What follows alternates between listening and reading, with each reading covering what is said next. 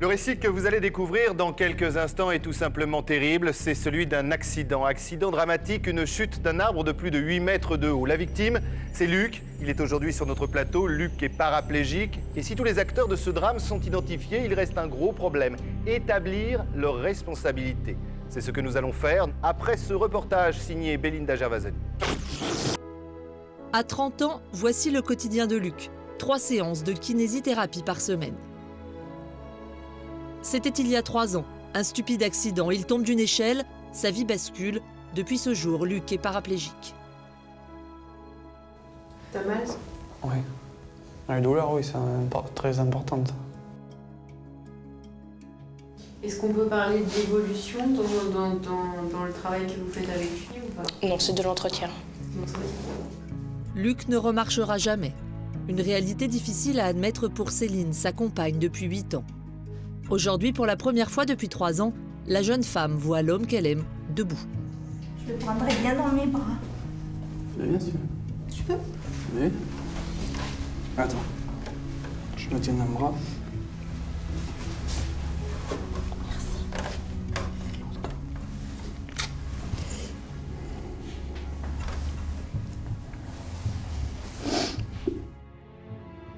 Luc chassait la palombe avec son père depuis l'enfance.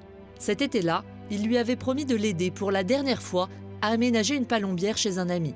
Car désormais, le jeune homme voulait se consacrer à son couple et à la construction de sa maison.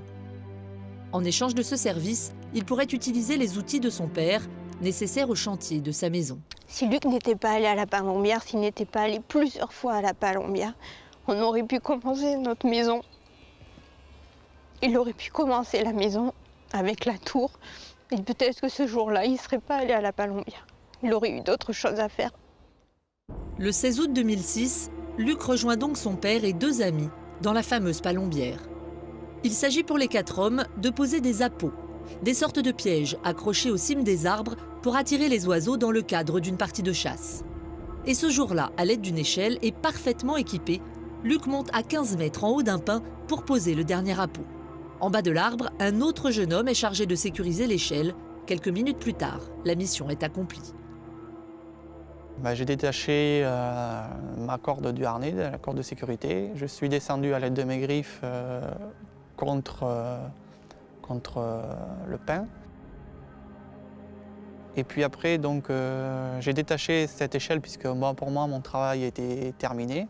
Et quand je suis arrivé à environ 8-9 mètres, mon père m'a demandé de couper 2 branches qui gênaient la peau. Malchance pour moi, la corde de l'ébrancheur a pété. Un dernier service demandé par son père et l'histoire se précipite. En haut de l'échelle, sans plus aucune sécurité, Luc demande au jeune homme en bas de lui passer un autre ébrancheur. Mais quelques minutes plus tard, alors qu'il ne s'y attend pas, le pire se produit. Il ne m'a pas prévenu et est monté à l'échelle assez brusquement. Et à ce moment-là, l'échelle a vrillé, partie à droite. Le jeune homme au pied de l'échelle, censé la sécuriser, serait monté dessus sans vérifier qu'elle était toujours accrochée à l'arbre. Mais elle ne l'était plus. Soudain, ils sont tous les 2 projetés au sol. Luc tombe de 8 mètres de haut. Donc je suis tombé sur mes pieds, sur mes jambes. Quand je suis tombé sur mes pieds, je me suis agenouillé. En fait, on ne contrôle rien. Et quand je me suis agenouillé, je me suis relevé. C'est là que la première vertèbre a craqué, s'est fracturée. Donc après, je me suis retrouvé à plat, par terre. Je criais, pas dire à la mort, mais très violemment. Transportés à l'hôpital, les 2 jeunes hommes restent côte à côte durant plus d'1 heure, sans s'adresser la parole, et ce, malgré un diagnostic alarmant pour Luc. On avait les lits qui étaient à côté. Moi, j'étais à 2 mètres de lui. On avait un rideau qui nous séparait. J'avais beaucoup de haine parce que, vu ce que j'avais entendu, que lui avait que 2 côtes de cassées et moi, la première lombaire fracturée, que je sentais que plus ça allait, mes jambes, ça réagissait de moins en moins. Je savais que j'allais être paralysé. J'ai eu énormément de haine envers lui. Après 2 opérations, le verdict tombe, comme un coup près. Luc ne retrouvera jamais l'usage de ses jambes. Une fatalité difficile à accepter pour Céline, sa compagne.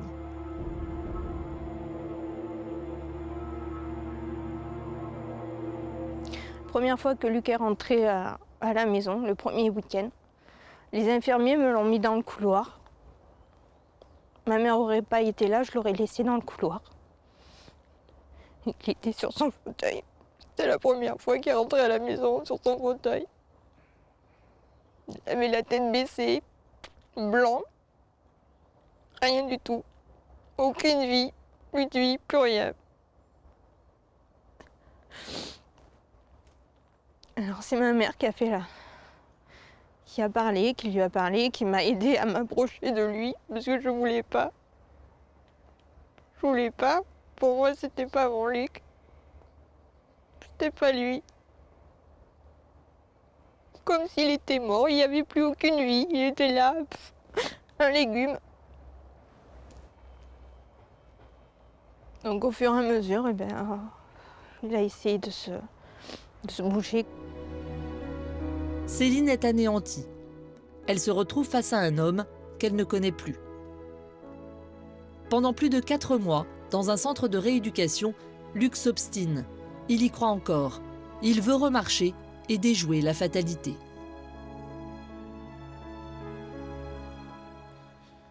J'ai bossé énormément pour essayer de récupérer mes jambes pendant plusieurs mois. J'y croyais fortement. Et en fait, j'ai vu qu'à partir de 3 mois, il n'y avait rien qui bougeait. J'avais un enfant, un bébé. Un enfant, un petit enfant devant moi. Il fallait que je le lave, que je change les draps comme un enfant.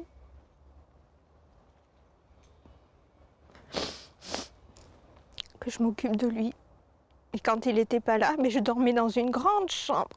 À côté j'étais dans un petit lit 90 avec mon doudou. J'avais repris mon doudou, comme d'habitude. Et je dormais à côté d'un lit médicalisé vide pendant la semaine. Désormais, Céline doit s'habituer à vivre avec un homme diminué. Celui qu'elle a connu, le sportif, n'existe plus. C'est toute leur vie qui est à reconstruire. Luc a évidemment perdu son travail en papeterie et ses revenus actuels couvrent difficilement les dépenses dues à son infirmité. Un manque évident d'argent, d'autant qu'aucune assurance ne l'a prise en charge. Et pour cause, l'homme qui, selon Luc, serait à l'origine de sa chute, ne reconnaît pas sa responsabilité. Une aberration pour l'avocat de Luc. Au vu des pièces que nous avons, il est manifeste que la personne qui est montée sur l'échelle est responsable de l'handicap de la victime et la reconnaissance d'une faute à son encontre est inévitable. Il n'a jamais fait un pas vers moi. Je trouve que c'est lâche. C'est lâche, vu que lui, il se retrouve qu'avec 2 côtes de cassé, moi je me retrouve en fauteuil roulant. Il ne se sent pas coupable de l'accident. Pour moi, il est coupable. Oui. Il n'aurait jamais dû monter à l'échelle. Au moins en me prévenant, en disant attention, je vais monter, que moi je me tienne bien ou que je rattache l'échelle au pire des cas, mais surtout pas monter. L'avocat obtient que soit réalisée une expertise. Celle-ci confirme bien que la chute est responsable de l'état de Luc. Mais elle n'impute aucune responsabilité, ni à une partie, ni à l'autre.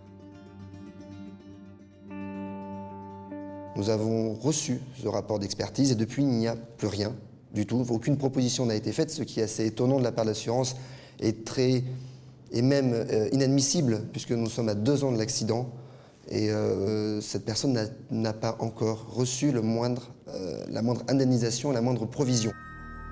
Après plus de 2 ans, Luc décide de faire face à celui qui, selon lui, a fait basculer l'échelle et en même temps sa vie entière.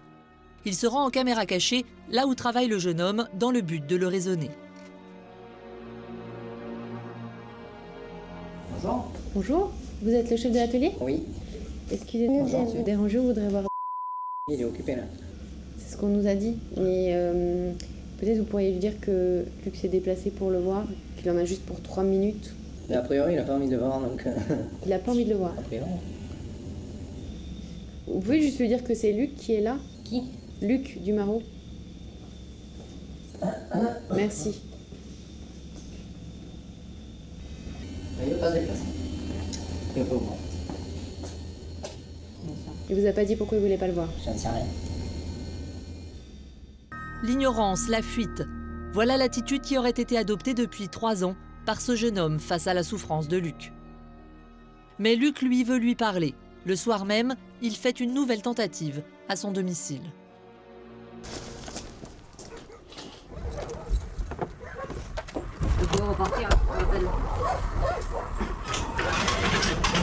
Au bout de 3 ans, on peut discuter quand même. Une autre personne serait susceptible de faire marcher son assurance, c'est le propriétaire de la Palombière. Celui-ci a toujours affirmé ne pas être assuré pour l'accident. Joint par téléphone, il confirme. Pourquoi, au niveau de ton assurance, ta responsabilité civile, tu l'as pas fait marcher? Non, c'est pas que j'en avais pas de responsabilité civile, moi. Ouais, mais c'est impossible. On en a tous avec les cartes bleues, avec tout. On en a au moins 4 ou 5 des responsabilités. Au niveau des cartes bleues, je sais pas. Au niveau de la déclaration, enfin, tu l'as faite? Au niveau de mon assurance? Ouais. Ouais, mais là, j'avais pas de responsabilité civile, moi. J'avais juste une responsabilité au niveau de mon entreprise, moi. Bah eux, ils s'en foutent un peu puisqu'ils marchent. Moi, je suis en fauteuil roulant, j'ai des frais qui sont énormes. Ben, ils ne voient pas dans la galère que je suis, quoi, en fait. S'ils verraient, ils se rendraient compte que peut-être qu'ils feraient quelque chose, quoi. Pour lui, c'est naturel de se lever tous les jours. Mais Luc, non, c'est pas naturel. Luc vit mal tout ce qui est... toutes nos relations, la relation pas sexuelle, la relation de couple. Ne plus pouvoir me prendre dans les bras, ne plus avoir de câlins. Pour un homme,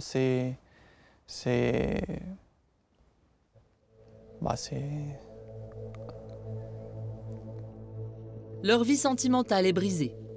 Leur vie de famille laisse sans doute aussi concevoir un enfant s'annonce très compromis. Si nous voulions avoir des enfants, avant, oui. Maintenant, c'est plus compliqué. Pour ne pas jouer avec lui au foot.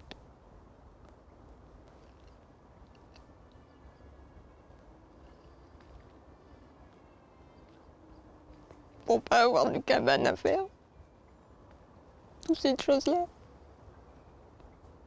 Puis faire de vélo avec lui. On aurait pu faire du vélo avec son enfant. Jouer au foot. Ça, il peut plus.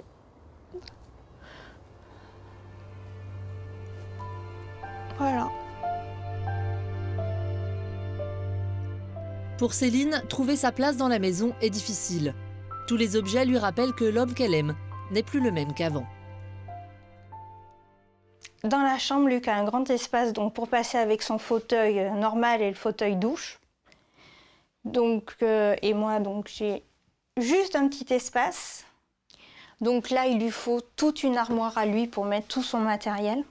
Les sondes, les poches, les pénilex. Donc en fait, Luc ne dort plus à plat.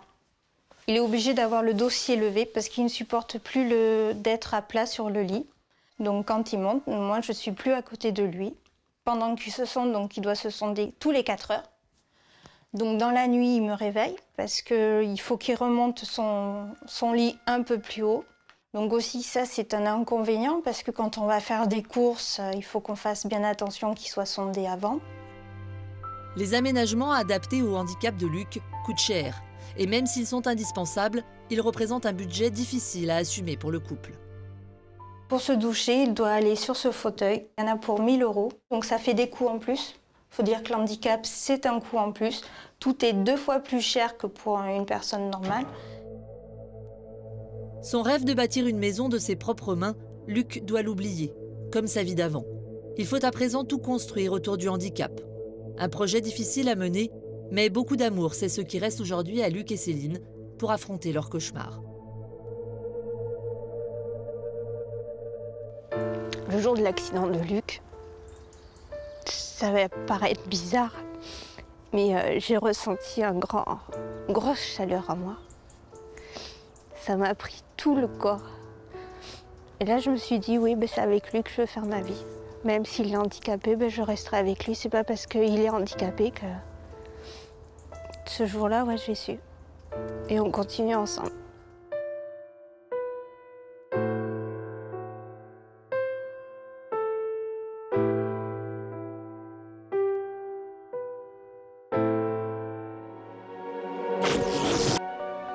Sur le plateau de Sans aucun doute, Luc et Céline font face à Christophe Moulin. Depuis l'accident, l'existence de Luc et celle de ses proches est bouleversée. À la douleur physique s'ajoute la souffrance morale. Notre témoin a le sentiment que certains l'abandonnent. Il éprouve, à l'égard de l'homme qui tenait l'échelle le jour du drame et du propriétaire de la Palombière, un vif ressentiment. Beaucoup de haine, beaucoup de rancœur. Ils ne se rendent pas compte, eux, ils sont valides. Moi, je suis en fauteuil et ils ne voient pas le quotidien que je vis tous les jours. Pour moi, ils ne prennent pas tous les deux leurs responsabilités. Ils ont tous la même attitude. C'est une fuite totale. Oui. Le déni. Un déni? Ouais. Le déni complet, oui. Qu'est-ce qui vous a fait tenir? La vie à venir, les projets, ouais. Et notre amour aussi. Ouais. Le cas de Luc n'est pas isolé. Chaque année en France, les accidents de la vie courante causent 20 000 décès et près de 800 000 blessés graves. Tôt ou tard, chacun d'entre nous peut en être victime. Dans ce cas précis, comment procéder pour obtenir une juste indemnité? Parole d'expert. Alors c'est très simple. Aujourd'hui, il faut que deux personnes assument leurs responsabilités, qui sont l'auteur du dommage, c'est-à-dire celui qui a fait tomber la victime de l'échelle, ainsi que celui qui est propriétaire du terrain sur lequel s'est causé ce dommage, c'est-à-dire le propriétaire de la Palombière. Ils sont tous les deux responsables. Donc ils ont le choix ou d'assumer leurs responsabilités directement ou d'appeler en garantie leurs assureurs. Il n'y a pas d'autre solution. Je trouve quand même, les personnes qui étaient là le jour où vous êtes tombés au pied de l'arbre, ils auraient pu dire « on a fait ça, on est tous responsables, mais on va t'aider parce qu'il y a le problème humain et en plus il y a un problème financier ». Je crois que là, on a la double peine. Il y a effectivement un gros problème financier. Il est à peine plus de 17 heures. Notre journaliste, Belinda Gervasoni, quitte Paris, direction le sud-est de la France. Elle rejoint le lieu de travail de l'homme qui tenait l'échelle lorsque l'accident s'est produit. Belinda sait qu'il se trouve à l'intérieur de l'entreprise, mais elle craint qu'il ne se cache pour éviter toute confrontation, comme il l'a fait au cours de notre enquête. A priori, il n'a pas envie de le voir, donc... Il n'a pas envie de le voir. Belinda se dirige vers l'entrée de la société. Soucieuse de recueillir la version de l'individu, notre reporter est contrainte de se faire passer pour une personne chargée de lui remettre un courrier en main propre. Cette stratégie va-t-elle payer? Réponse à son arrivée dans le hall. Bonjour, si j'aimerais remettre un pli à monsieur... Est-ce que je peux le voir? Je ne sais pas s'il est là. Vous savez pas s'il est là? Oui, c'est sa voiture, mais je ne sais pas s'il va partir avec un client, parce que j'ai vu qu'il a ses amis de travail. Je ne sais pas si c'est pas changé. Ah, est-ce que vous pouvez le joindre sur son portable peut-être? Afin de savoir où il est? Moi j'ai un pli à lui remettre, donc il va falloir que je le... J'ai une signature pour lui donner... Est-ce que vous pouvez pas juste vérifier s'il est pas peut-être un peu plus loin? Je vois que vos locaux sont assez étendus. Merci. 5 minutes plus tard, l'homme regagne la pièce. Hélas, les nouvelles sont mauvaises. Il est au restaurant avec le patron. Tant pis. Merci beaucoup. Au revoir. Loin de décourager notre équipe, cette tentative avortée renforce notre détermination. Alors que Belinda Gervasoni poursuit son enquête à la recherche de l'employé fantôme. Sur le plateau de Sans aucun doute, Christophe Moulin passe à la seconde phase de notre plan de bataille.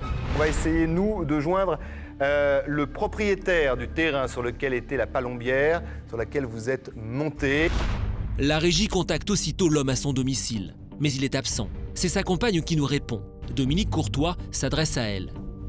Notre expert médical pose d'emblée la question qui fâche. Je tombe des nues parce que je ne peux pas comprendre que votre mari n'ait pas une assurance quelconque, ne serait-ce qu'une responsabilité civile. Ah mais bien sûr que si, on en a une. Eh ben alors, si, on a une assurance civile, on ne peut pas lui rendre l'usage de ses jambes, j'en suis bien consciente. Bien sûr. Même si on le souhaitait, on ne peut en aucun cas débourser de l'argent par notre assurance. Parce que si vous voulez savoir toute la vérité, on s'est renseigné auprès de notre assurance. Oui. D'accord, on ne peut pas aider M. Simaro. Et je trouve inadmissible que ce soit son médecin qui fasse les démarches. D'autant plus que ça devient du harcèlement. Attendez, Alors, madame. Écoutez, madame, bonjour, Christophe Moulin, je suis l'animateur de l'émission Sans aucun doute. Vous êtes sur TF1, nous sommes dans le cadre de la préparation et de l'enregistrement de cette émission. Tout simplement, nous sommes là, madame, pour aider les gens. On vous demande... Fin brutale du dialogue, nouvel échec. Alors que sur le plateau, chacun se demande comment sortir de l'impasse, la régie reçoit un appel de notre journaliste Belinda Gervasoni. Sur le terrain, les événements se bousculent. Alors que nous conversions avec son épouse, Belinda a joint le propriétaire de la Palombière sur son téléphone mobile. Elle a convenu d'un rendez-vous avec l'individu en centre-ville. Le face-à-face débute 30 minutes plus tard. Bonjour. Monsieur. C'est ça. On peut se mettre plus par là-bas? Oui, bien sûr. Ouais. La connexion avec le plateau est établie. Luc prend la parole. Moi, ce que je voulais savoir, c'est pourquoi t'as fait aucune déclaration de sinistre auprès de ton assurance? Moi, une solution, moi, je n'ai jamais refusé de payer. Ok, l'argent des assurances, ça va pas dans ma poche. Ok, on peut bien clair. Alors, moi, j'amène mes dossiers étalés, vous me trouvez la faille. Au moment où tu as eu ton accident, que je puisse faire ma assurance, ça peut marcher, il n'y a pas de problème. Demain, tu me demandes 53 000 € de ma poche, je ne les ai pas. Alors. Trouvez-moi la faille et moi, je vous aide. Deux choses, monsieur. La première, merci déjà de répondre à notre appel. Merci de dialoguer avec Luc, puisque je le répète, ça faisait 3 ans que vous vous étiez pas parlé. Ce que j'aimerais, monsieur, si vous me donnez 2 secondes, c'est Christophe qui vous parle. J'aimerais que ces relations retrouvées perdurent, que vous le souteniez dans son combat, et 2, voir peut-être, est-ce qu'on peut trouver, sans faire de faux bien évidemment, avec l'assurance, un terrain possible. Oui, je fais tout ce que je peux pour l'aider, je le fais au niveau de mes assurances, puis il faut m'aider, moi. Alors vous êtes donc prêt à l'aider aujourd'hui? Moi, l'aider au niveau de mes assurances. Bien évidemment. Ce que je vous propose, c'est les documents dont on a besoin, essayez de les passer à Belinda, notre journaliste qui est avec vous. Monsieur, avec cette chaîne d'humanité, peut-être que ce soir, on va pouvoir aider quelqu'un qui a besoin de tout le monde. Merci, monsieur. Merci beaucoup. Merci beaucoup, Luc, vous remercie. On vous laisse avec Belinda. On compte sur vous. On a besoin de vous. À bientôt. Un pas est franchi. Pour la première fois depuis l'accident, le propriétaire de la Palombière se dit prêt à solliciter son assurance. Toutefois, cette compagnie peut-elle prendre en charge le sinistre? Pour le savoir rapidement, une seule solution. On va appeler ce grand groupe d'assurance et essayer de lui demander s'ils peuvent nous venir en aide, vous venir en aide. On compose le numéro tout de suite. Quelques instants plus tard, la conversation s'engage avec le directeur communication de l'établissement. Mon assuré n'avait pas à cette époque-là de garantie de responsabilité civile pour la Palombière. Ça veut dire que je n'ai pas de couverture. La Palombière est un risque qui s'assure et ça n'est pas couvert par le contrat de responsabilité civile d'un contrat d'habitation, puisque ce n'est ni une annexe, on va dire, ni une dépendance. Donc là, la Palombière doit avoir une couverture propre. À en croire notre interlocuteur, la compagnie qu'il représente serait incapable de couvrir le sinistre. Surprenant, compte tenu des garanties dont l'assuré dispose. Maître Sabine Cordès tente d'en savoir plus. Votre client a des contrats et notamment un contrat d'assurance automobile. C'est exact. N'y aurait-il pas une assurance RC, responsabilité civile? Oui, alors il bénéficie d'une garantie de responsabilité civile pour son automobile, c'est clair. Mais cette clause-là ne joue pas pour les dommages autres que l'automobile. D'accord. Et il n'y aurait pas une clause dommage vie quotidienne? Non, il n'y a pas de clause vie quotidienne. Alors, est-ce que l'on ne pourrait pas essayer de saisir la commission de médiation? Non, je ne peux pas intervenir vis-à-vis de la médiation. À cette date-là, il ne bénéficie malheureusement de cet accident dramatique, il ne bénéficie pas de couverture de responsabilité civile pour cette Palombière. Il aurait dû penser à nous demander une assurance à cette époque-là. L'assurance du propriétaire de la Palombière émet un avis défavorable quant au versement d'une quelconque indemnité. Est-ce irrévocable? Est-il possible que l'assurance du second individu présent le jour du drame, l'homme qui tenait l'échelle, adopte la position inverse? Hors antenne, Dominique Courtois s'entretient avec l'avocat des 2 hommes. 30 minutes plus tard, notre expert regagne le plateau avec des nouvelles fraîches. Dominique, qu'est-ce qui s'est dit au cours de cette discussion? Oui, en fin de compte, effectivement, si vous voulez, l'avocat des 2 personnes responsables est tout à fait disposé, dans la mesure où 1 ou 2 assurances voudront rentrer en ligne de compte, de s'orienter vers une négociation de façon à ce que l'indemnisation puisse arriver le plus vite possible. Donc on a, grâce à cette discussion, à cette négociation, un nouvel allié dans le dossier qui nous appuie sur les assurances. C'est ça, c'est quand même l'effet sans aucun doute. Et ça, une belle avancée, c'est l'effet aussi de toute l'équipe et de Dominique Courtois. Merci Dominique, je sais que ce dossier vous tenait à cœur. Voilà Luc, voilà Céline. Aujourd'hui, le bon sens, la raison, j'ai envie de dire, même si elle a été provoquée par cette émission et notre équipe, est revenue. Et avec les assurances, c'est la meilleure chose pour pouvoir être indemnisé. Merci. Merci beaucoup. On est arrivé avec rien et on repart, ça avance. Merci beaucoup. Je suis en tout cas, et on est tous, et même notre public, merci très content pour vous. Merci à toute l'équipe, sans aucun doute. Et Christophe Moulin, tous ses avocats, ainsi que le docteur Courtois. Et merci beaucoup à Belinda. Bravo à tous les deux. Rentrez bien. À bientôt. Merci beaucoup.